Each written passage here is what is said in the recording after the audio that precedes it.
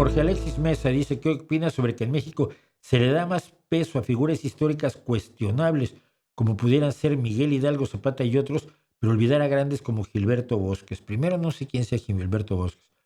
Luego, que Miguel Hidalgo y Zapata sean cuestionables, se necesita un poquito de ser muy de derecha, yo creo. Ya sé quién es Gilberto Bosques, y es un gran tipo, sí, efectivamente, es un hombre que salvó a muchos de la muerte durante la Segunda Guerra Mundial, salvándolos de los nazis.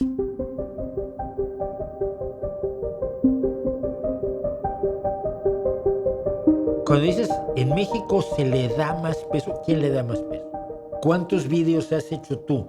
¿Cuántos artículos has escrito sobre Gilberto Bosques? ¿Cuántas veces has comentado entre tus amigos la importancia del trabajo que hizo Gilberto Bosques?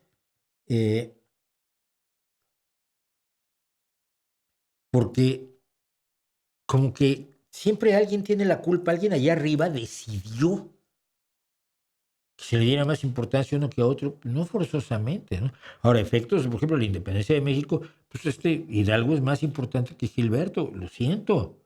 Gilberto hizo un trabajo enorme por un grupo de personas importantísimo y de un valor humanitario enorme. No es lo mismo que tratar de independizar a un país que tiene 300 años de dominio, dominio colonial desde una metrópoli a la que solo le interesa extraerle sus recursos. Es lo que se hizo.